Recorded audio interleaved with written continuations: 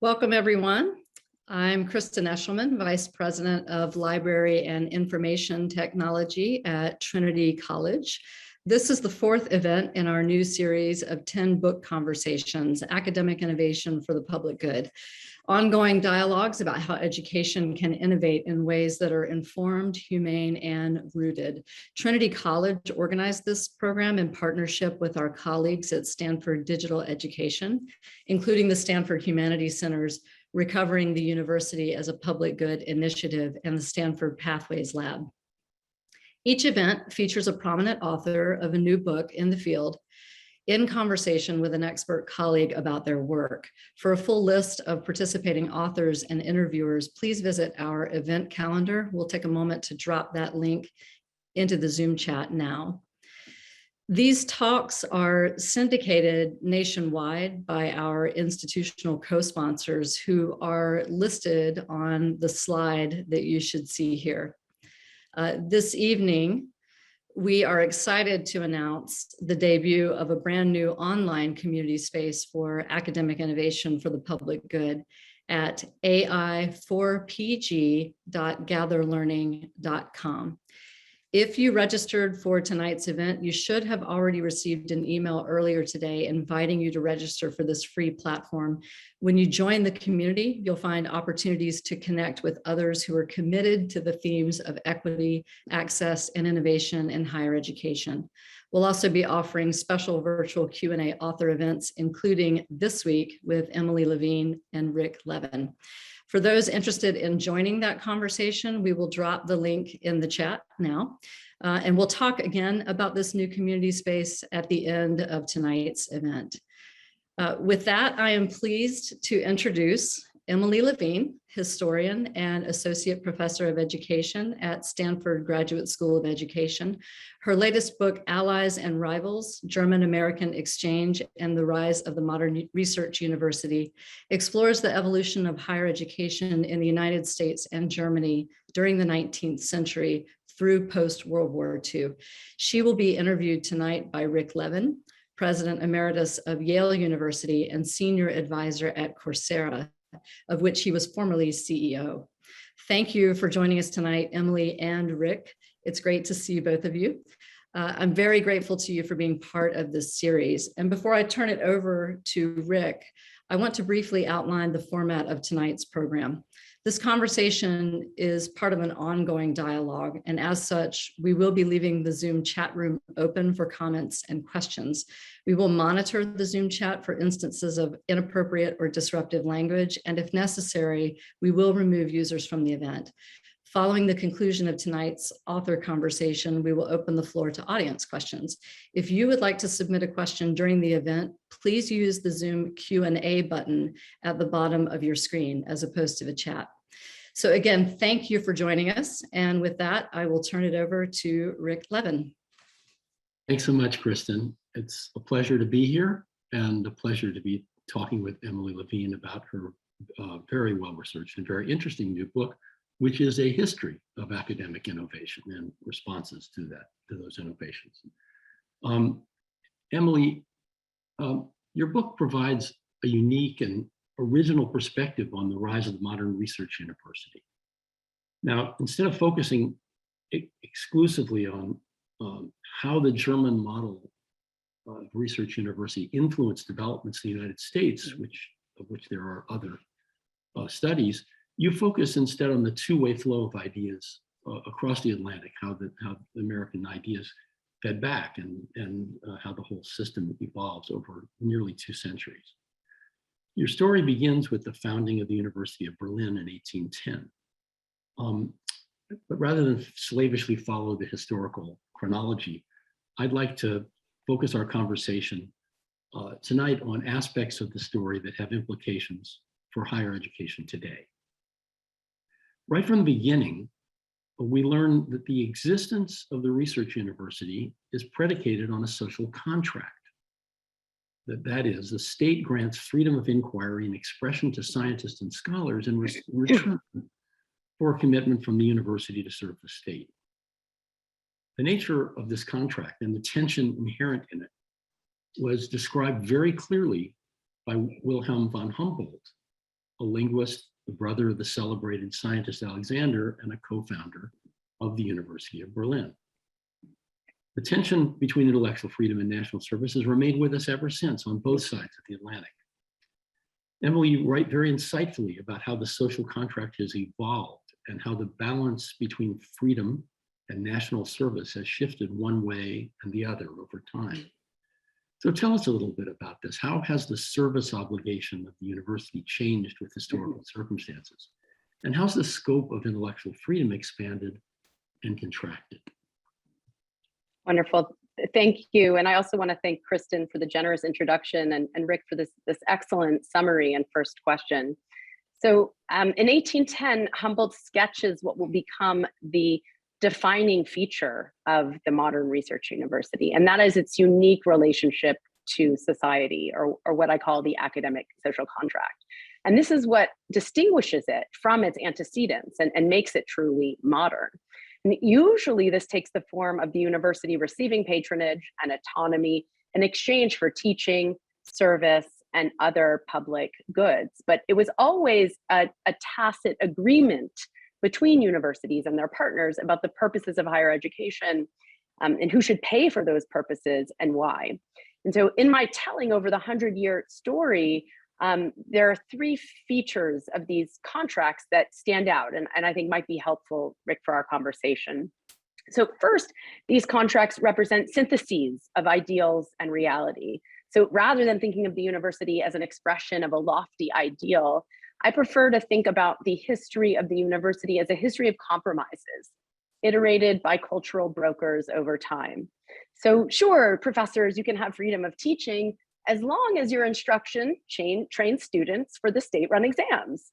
Or of course, professors, you can do pure research, or what we call basic research, as long as it ultimately has application that is useful. So this is really, the university is a negotiated space of autonomy at best. Second, these contracts don't happen without people who do the negotiations. And I call these figures academic entrepreneurs. Max Weber called them condescendingly scholarly managers, as typified by Friedrich Althoff, the sort of Bismarck-like director of the Prussian higher education system. But not to worry, America. America had them too, but they were called university presidents. So I don't know how you like being compared to Bismarck, Rick, but seriously though, academic entrepreneurs have sort of defining qualities. They had leadership, they had vision, they were able to survey the complex sort of terrain of higher education, negotiate among multiple constituents, and broker contracts. And these individuals are important because I believe as a historian that institutions don't simply sort of march through history through sheer force of their own. It's individuals who pull the levers of change, from Humboldt all the way up through Clark Kerr, the legendary post-World War II president of the University of California. And third, I would say that academic social contracts are not static.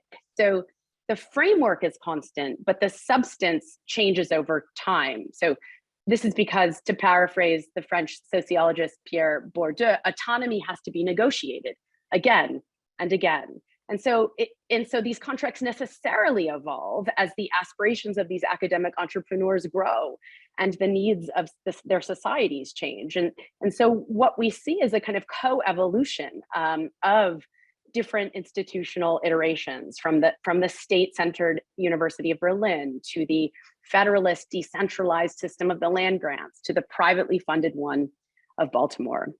But what I offer is that this sort of accretion and dissolution of the academic social contract is an explanatory framework for understanding institutional evolution. So I'm curious where you think we are in the spectrum between freedom and service to the state today. I mean, I reflect on my own lifetime in the university, and you know, I can from reading, I know the extent to which many top universities, the Stanfords and Yales of the world, actually devoted themselves very much to the state, for example, during the world wars, and sort of were pretty far to the service to the state side of the Right. spectrum, to the extent that even curriculum was heavily regulated by the government's needs to train officers.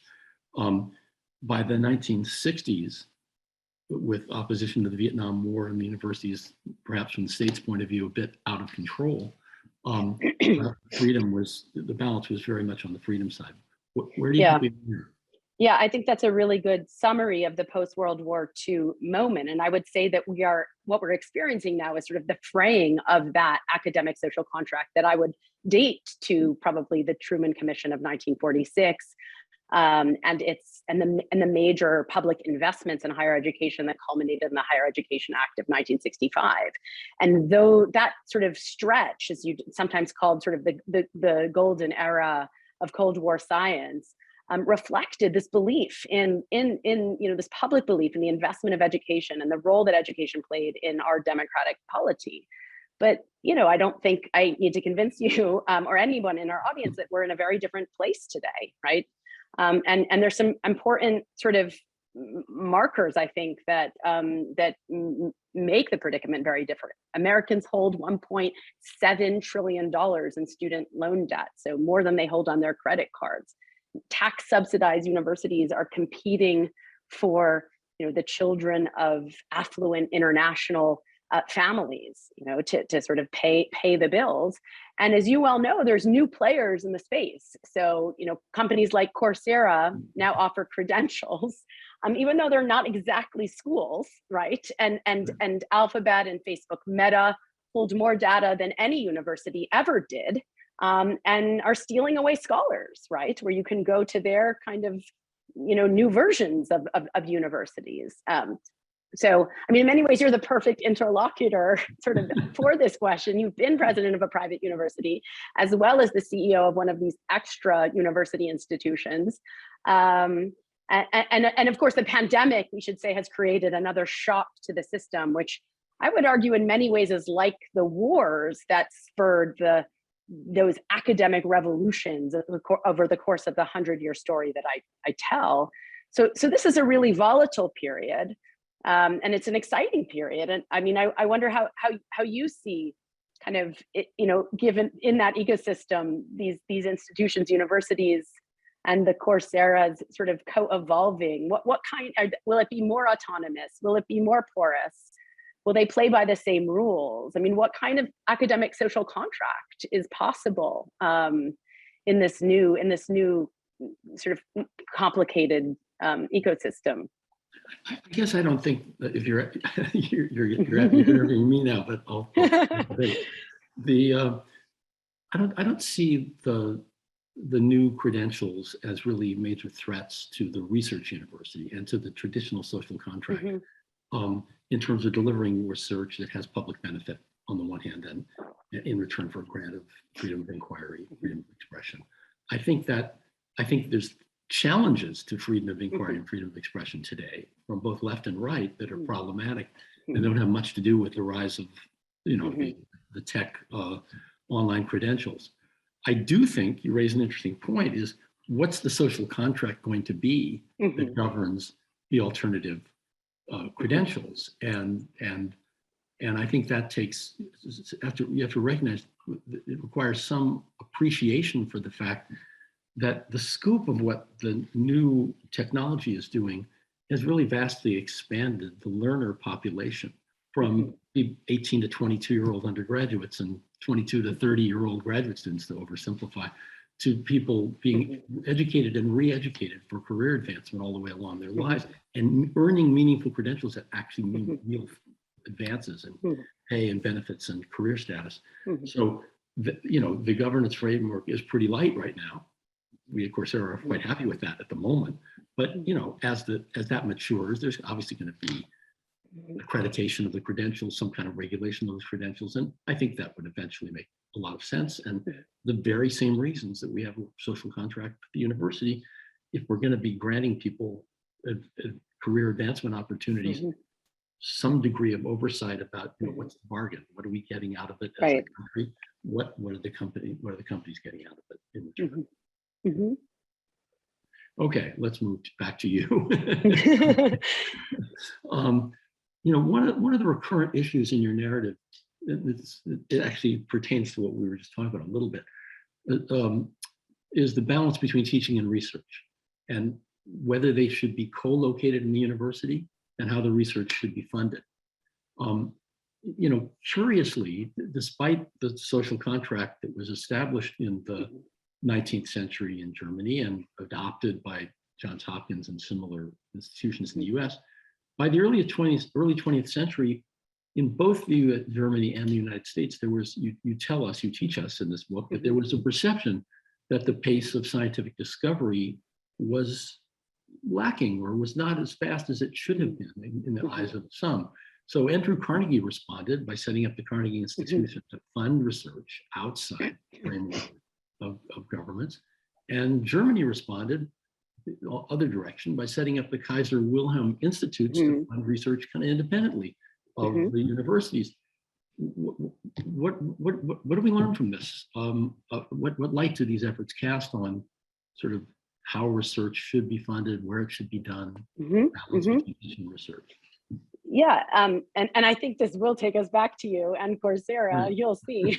But as a design innovation, the university is an institution that united the dissemination of knowledge through teaching with the advancement of knowledge through research. And in the Humboldtian version, teaching was focused exclusively on graduate students, right? And the giving of PhDs.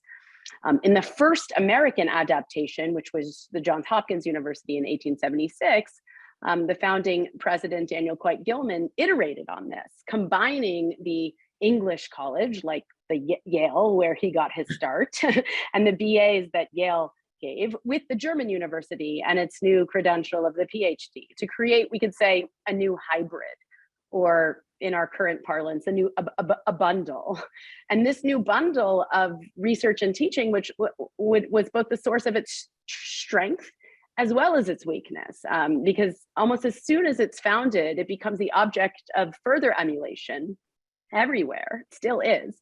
But we also immediately begin to hear criticism that this university is so big and it's so entrenched and it's so impossible to change on the one hand. And we hear research and teaching together under one roof. This is totally inefficient and this is insufficient. And sort of we hear these positions still today. And I think what we learn over the course of the 100-year story is what is revealed is cycles of discontent in which academic entrepreneurs found new institutions that aim to address that insufficiency by devoting itself to one task or the other. So as you say, one important moment in which America and Germany parts ways on this is in 1900, when it's become clear that research has outgrown the university, right? It costs a lot of money. It takes really big teams. We need spaces that are as big as a city block to now do these kind of new experiments in the electrochemistry and physics. And that sort of the critical decision that the Germans make with the founding of the Kaiser Wilhelm institutions, which would become the Max Planck institutions, was to create a sort of society that was funded through private donations largely, but on public land, and had the sort of apparatus of a state organization to create a parallel extra university system, crucially with no teaching.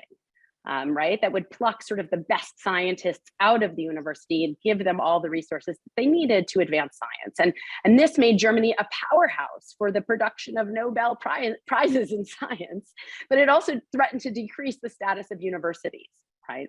And I think the sort of, whether this what's called dual pillar system that had both universities and research institutes is the most productive one is still a very open question. On the other hand, Carnegie's grant-giving system left the American higher education system intact, preserving the heterogeneity, the decentralization, and the status of universities, even encouraging hierarchy within it. And what we see is on the flip side, there were also academic entrepreneurs who thought that the university's focus on research had gone too far. And they sought to create new institutions focused on teaching. So during the 1920s, when the German model begins to wane, academic entrepreneurs established new, what will be called liberal arts colleges, a sort of reboot of the old English model.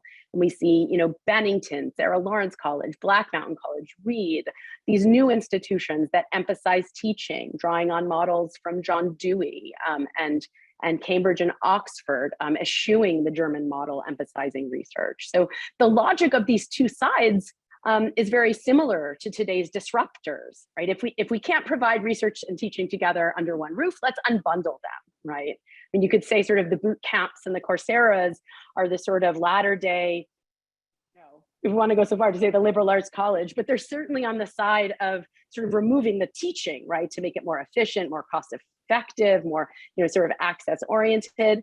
On the other hand, you see entrepreneurs founding institutions like the ARC Institute that's opening out here in the Bay Area, the Chan Zuckerberg Bio Hub. These are all sort of, I think, attempts to make the production of research, again, more faster, more efficient, advance the frontiers of knowledge more.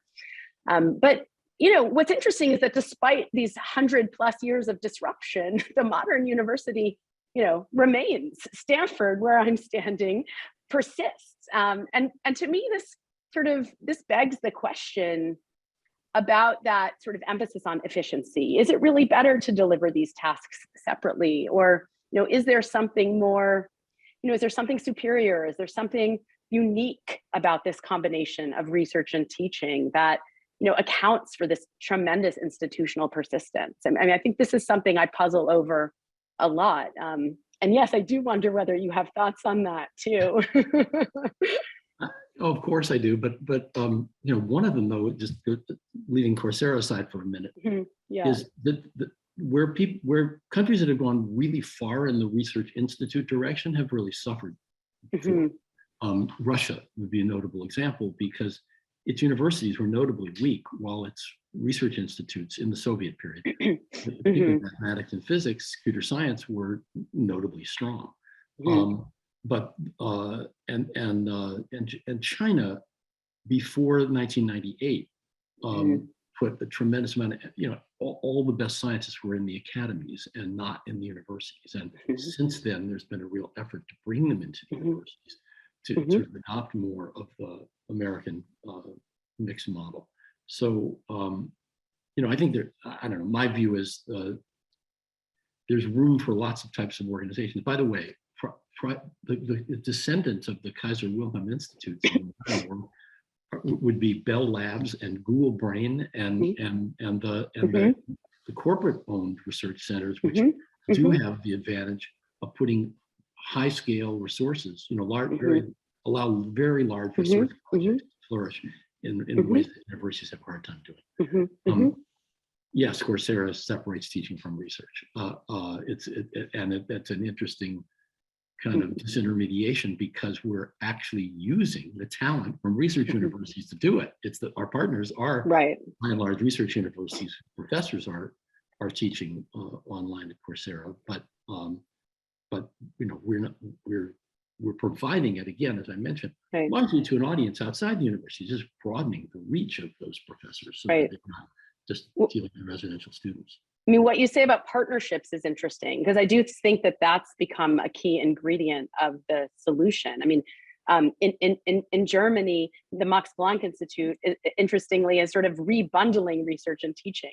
It's actually started to create new graduate programs like CS at Max Planck that sort of in recognition that they kind of need more students actually, and bring those programs back under their sort of umbrella, which is interesting. So it's sort of like after this divorce of research and teaching, it now recognizes the deficiency and sort of seeks to kind of reinitiate that partnership. And I think you see similar kinds of patterns happening sort of in the sort of the startup and disruption space here in Silicon Valley. Right.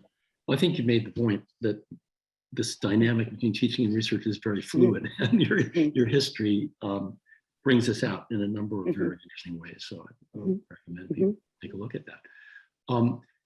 Well, so we talked about a couple of tensions inherent in research and university model, teaching and research, intellectual freedom versus national service. Another source of pressure on the model, and you deal with this in the book in a couple of important instances, is the university's local community, Mm-hmm. the needs and aspirations of which are not always in harmony with Right. either those of the nation or the would-be autonomous scholars and scientists in the university. So say a little bit about how local demands have affected the shape of institutions and the transmission of innovations from one nation to another. Yeah, so I think space and localities are important for the story in probably three ways. One sort of interesting, surprising reveal of the story, I think, is that politically peripheral places could become very important, essential even centers of knowledge, right? So you need only think of Göttingen, or which was the place to be, right? In 18th and early 19th century Germany, or Ann Arbor, right? Madison, Wisconsin. In the Republic of Letters, Washington, D.C. is not important, Baltimore is, right? In fact, the movement to found a national university is tabled again and again by leaders of these regional knowledge centers.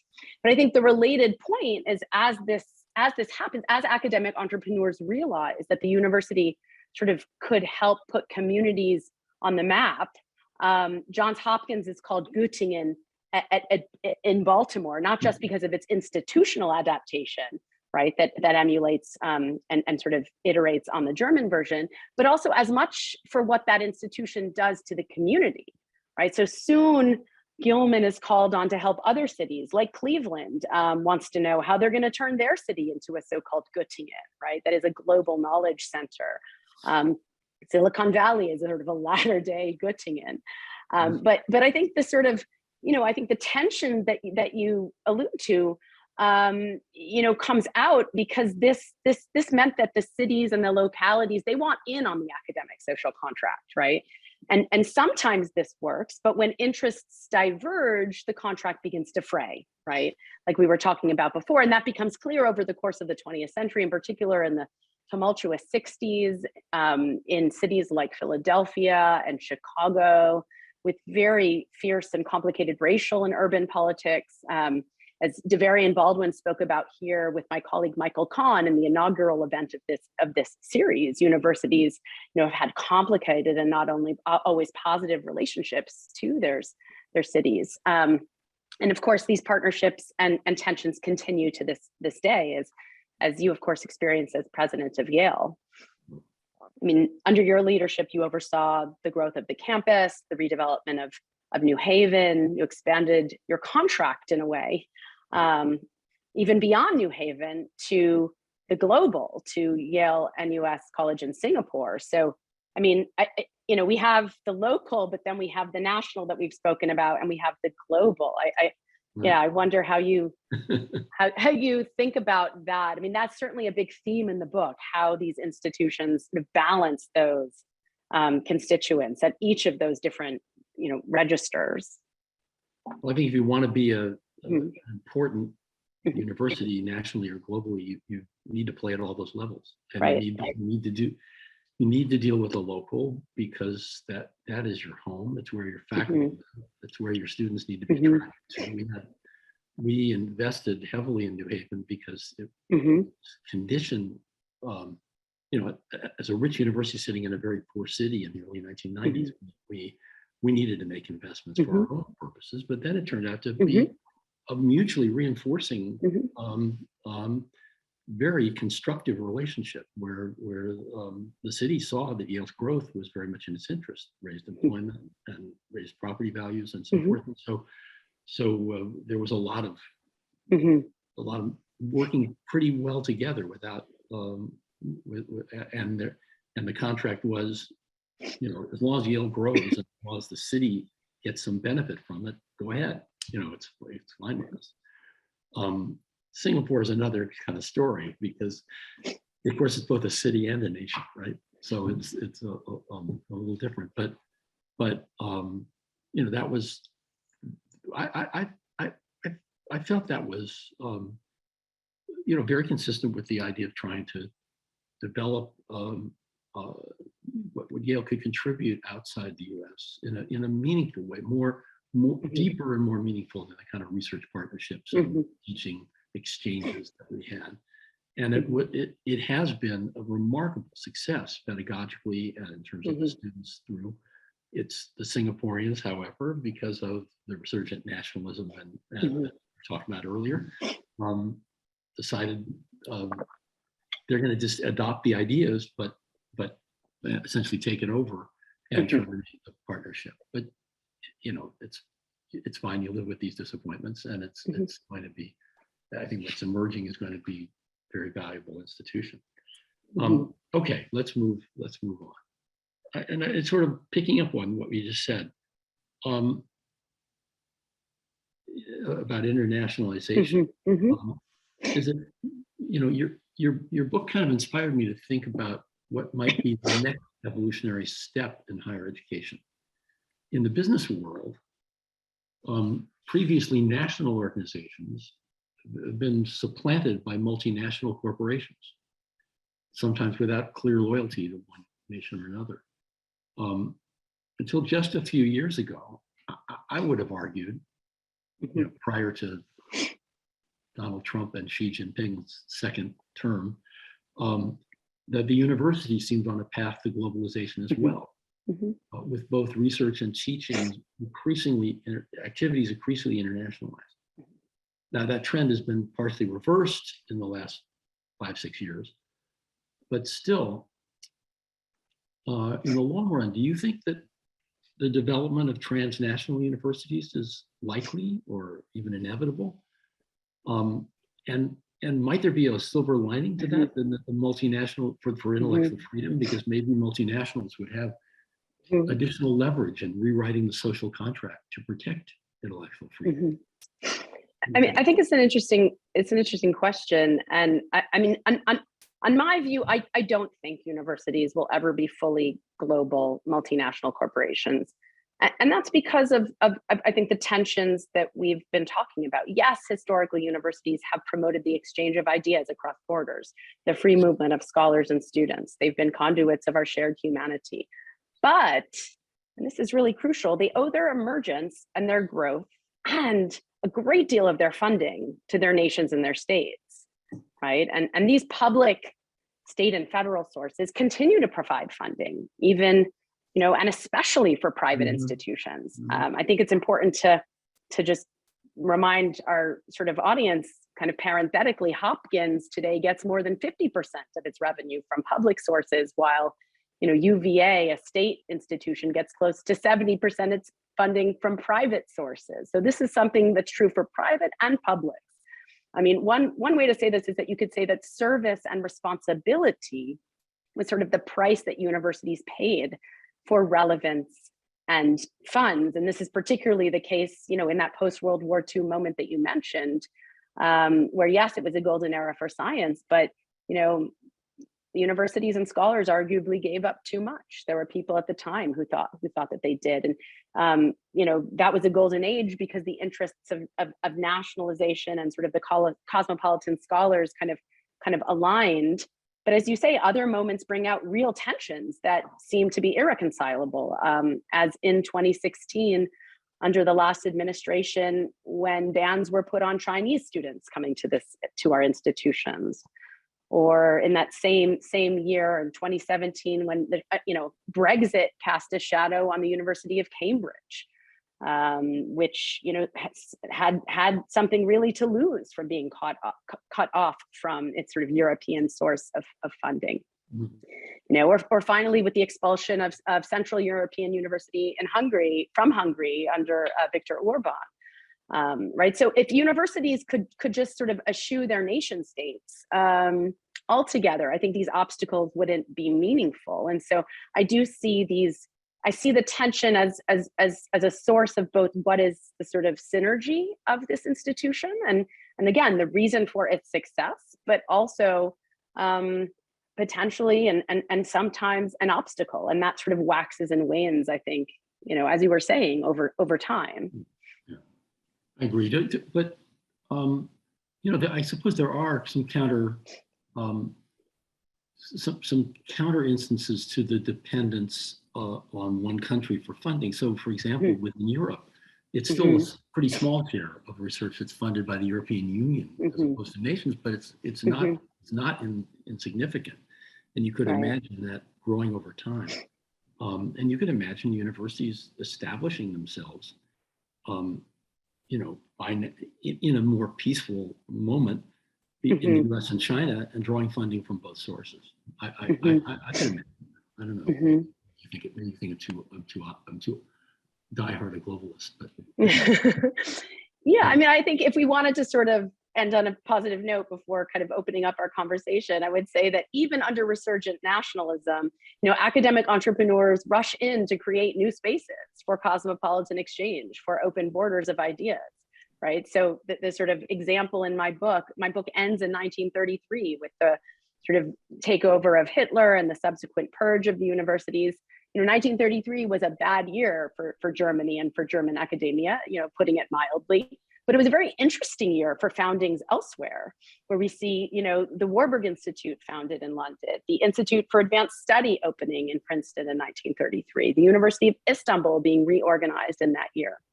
So as Walter Cook, who was the director of the Institute of Fine Arts at NYU, said, Hitler shakes the tree and I collect the apples, right? So when the apples roll out of Budapest, like Vienna gets a boost.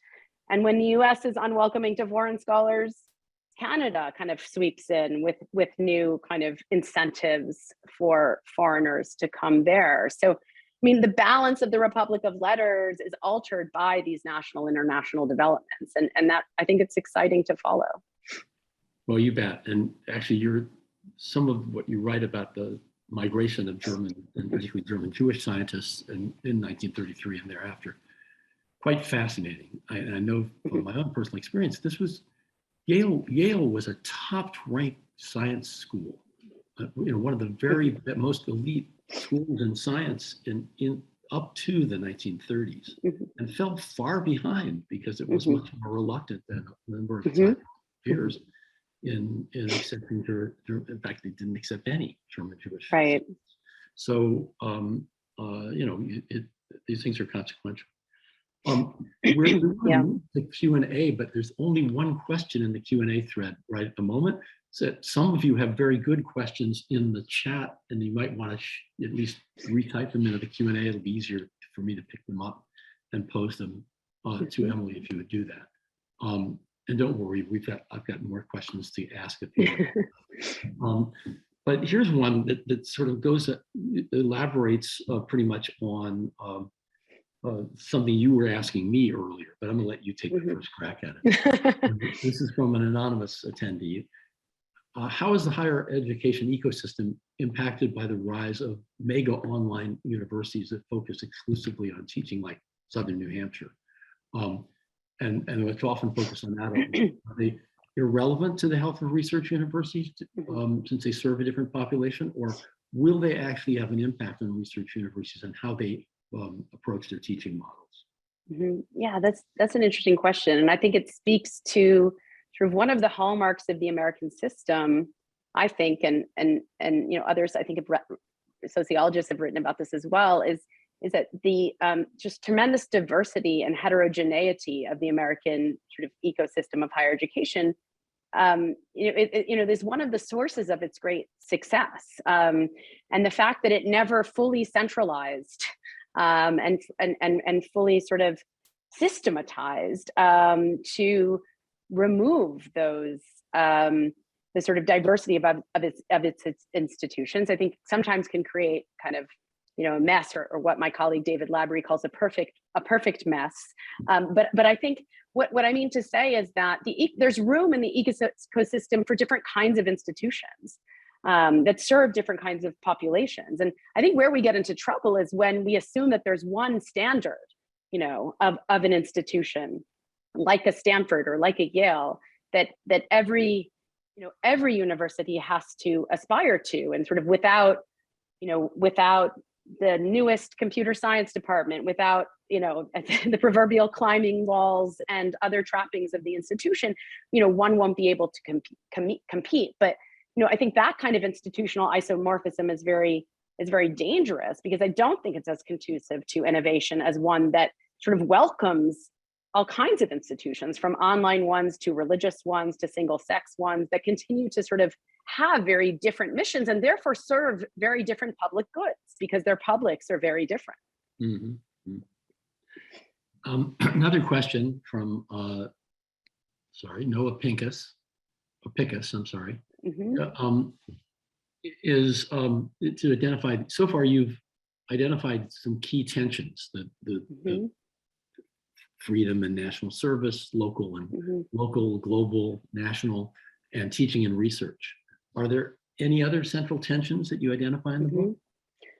Oh yeah, the book is sort of filled with tensions. Yeah. I mean, one of my colleagues and dear friends, Matthew Spector, said that like it reads like this sort of like this Weberian sort of iron cage, and you don't know whether you're sort of liberated by the paradoxes or sort of trapped by them. And as a result, Weber keeps coming up as this sort of as the sort of patron saint of the university. I mean, one thing we haven't talked about yet is sort of the role of outsiders and innovation, and in particular, the ways that women and racial minorities, we said a little bit about Jews, played an unexpected role in the development of the modern research university. And I think this is another sort of dichotomy that both can be synergistic, but also can be a tension, that relationship between outsiders and innovation. Because some academic entrepreneurs, I think, saw the way that sort of historic outsiders, previously excluded groups, for example, Jews in the 19 teens in Germany, could be tapped as sort of a yet unfulfilled source of talent. And they could, for example, come to take positions in the Kaiser Wilhelm Institutes when they weren't welcome in the universities, and therefore give those institutions a new leg up. You know, and I think Daniel Coit Gilman was also onto this when he used the non-sectarian sort of feature of Hopkins to tap the most talented British Jew, James Sylvester, to seed his fledgling math department and really put it on the map. But you know, Gilman was less willing to sort of you know, accept women or racial minorities. And I think the stories of Martha Carey Thomas and W.E.B. Du Bois that we see in the book show the way that those figures, other women and African Americans, went to Germany to get the social and intellectual capital that the German education provided. And to a certain degree, they were included.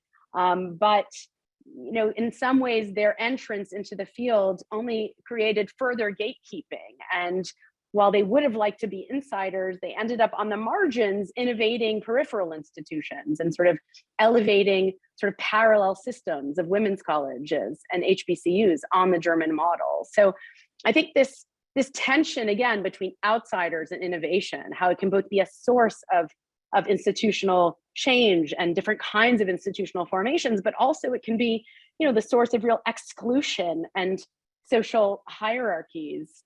And you know, inequality is a continuing one today. Mm-hmm.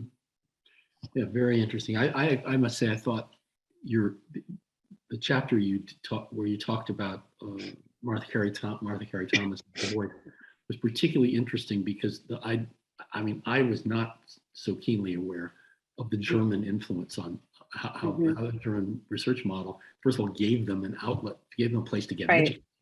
And then many of the ideas carried over into the founding of women's colleges and founding of Black colleges. So it was quite a surprising kind of result to a non-expert on that subject. Yeah, and I think thinking about them as cut from the same cloth is important, because you see how hybridization, that is taking an older institution and then blending it with another one, like the women's college, blending it with the German model and turning it into a PhD granting institutions like Bryn Mawr, or taking the German model and blending it with the HBCU and creating sort of these Atlanta seminars and the University of Atlanta that would give PhDs to African Americans is important. That is part of the same story, and those developments come out of the same milieu. Yeah. Okay. Now we have a lot of questions. So,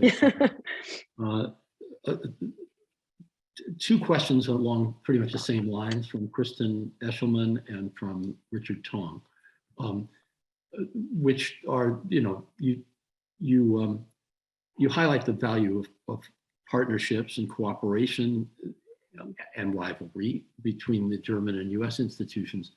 You know, how do you see that kind of dialectic of partner and rival shaping up with respect to the U.S. and China now, or perhaps also to the U.S. and India, which is where, as I'm sure you know, just within the last few years, finally education reform in India is producing a little motion, and there's some opening up. It was a very closed system.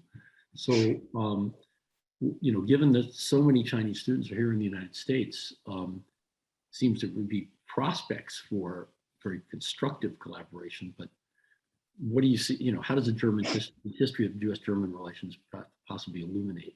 Yeah, it's a great question, and I'm glad that connection was made, because you know, I had the chance to visit Beijing in 2017 with my colleagues Adam Nelson and Mitchell Stevens, and to engage with our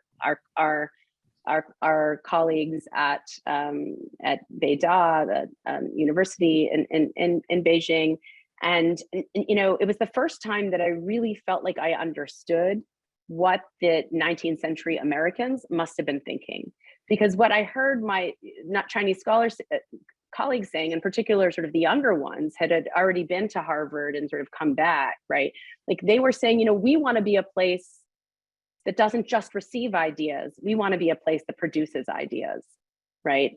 And you could really see the sort of anxiety and aspirations of these of what I call competitive emulation in the book, the ways that scholars exchange ideas in these open settings, competing and cooperating to move fields forward, but also to sort of one up and promote their own places. And that, you know, I think that was a question that I left sort of mulling over, whether or not, you know, in 100 years, or even maybe it's not 100 years, maybe it's 50 years, historians will be sort of analyzing the ascent of a different system or different sort of global centers, and maybe they will be in China, or maybe they will be in India. But I do think one of the lessons of the book is that the story is not just the origins of the ascent of American higher education, you know, put a line under it, case closed. The point is to show the fragility and the dynamism of those knowledge centers, that it moves, right? It moves from Paris to Berlin, to Baltimore, to Palo Alto.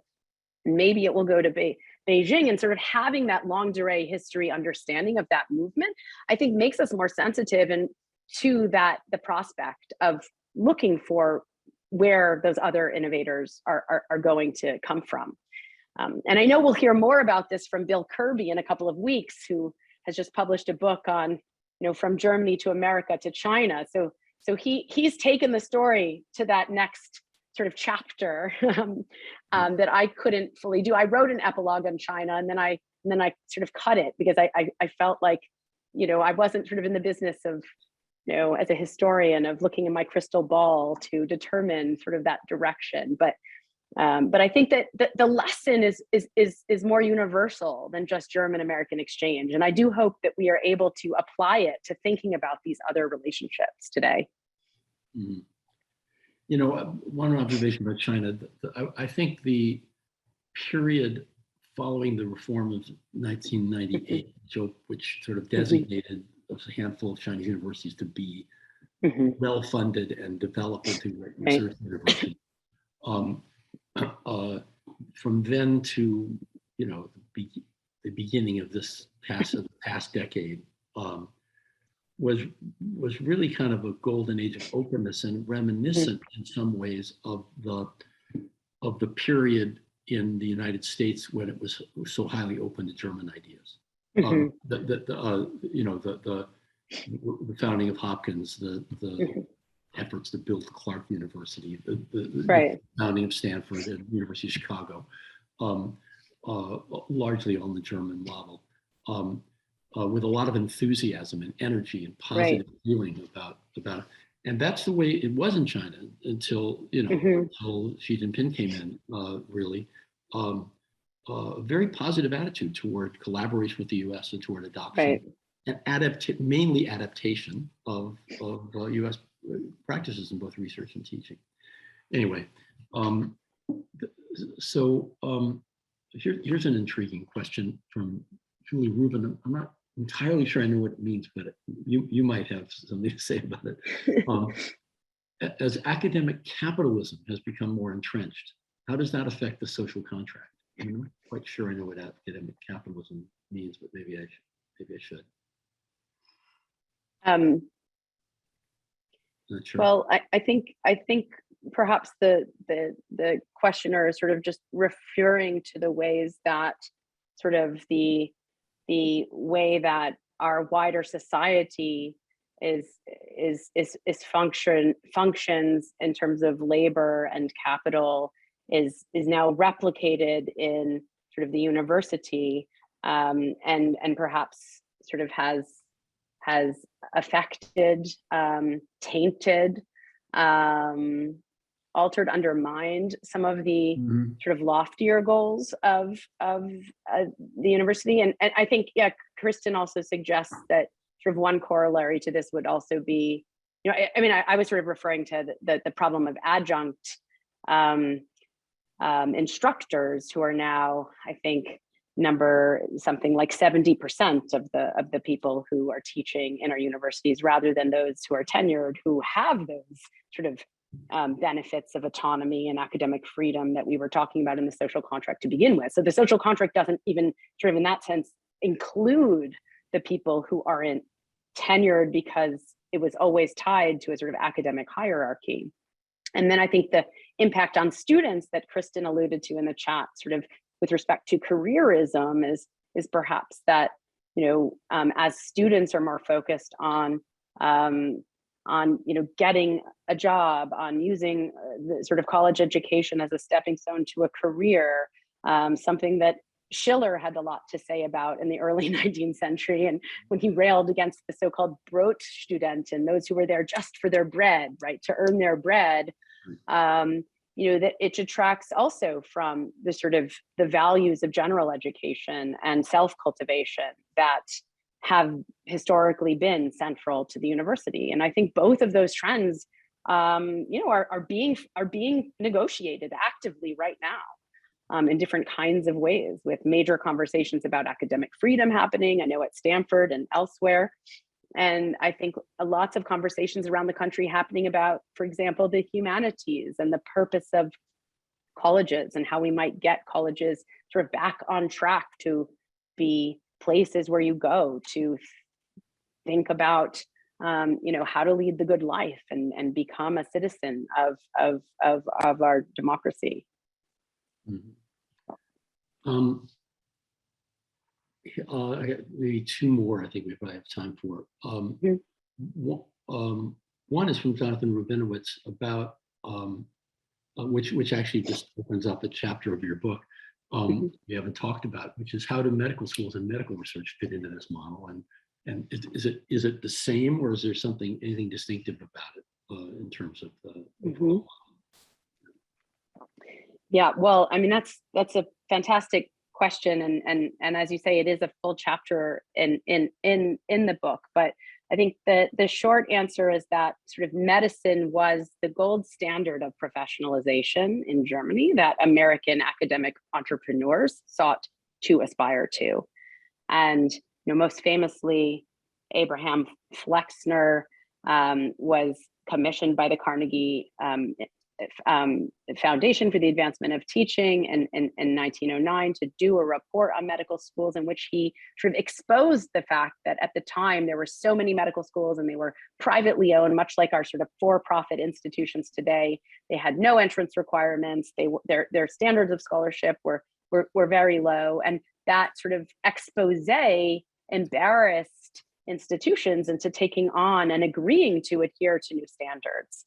You know, new entrance requirements of the BA, which was led by Johns Hopkins and then followed by Harvard at the end of the 19th century. This focus on clinical and on classroom education, and the sort of locating of medicine in the university, and medicine then became a kind of you could say the map for other disciplines to similarly standardize. And so it set sort of academic entrepreneurs and disciplines and universities on a path towards elevating standards and building a hierarchy of institutions, right? Not being afraid to say, you know, Johns Hopkins is at the top in this case, and everybody should aspire to sort of be like this, and being okay, and in fact, even encouraging the sort of extinction of the institutions that couldn't stand up to those new standards, which in the 1910s and 1920s were the HBCU, the Black medical schools, as well as the women's ones, many of which were closed as a result of these harsh new standards. So, I mean, medicine is important for so many reasons, but it kind of opens up, you could say, another tension we haven't yet described between, on the one hand, the aspirations for excellence, and on the other hand, the sort of importance of access and egalitarian values that would sort of be replicated in different fields over the course of the 20th century. Here's an interesting question that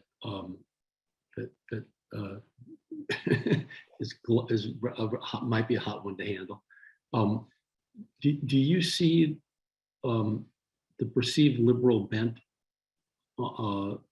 in the academy and the conservative criticisms of higher education as similar to events in the Weimar Republic, and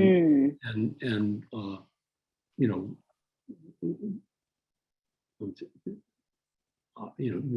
could higher education be weakened by sort of populist discontent among people that are not themselves highly educated?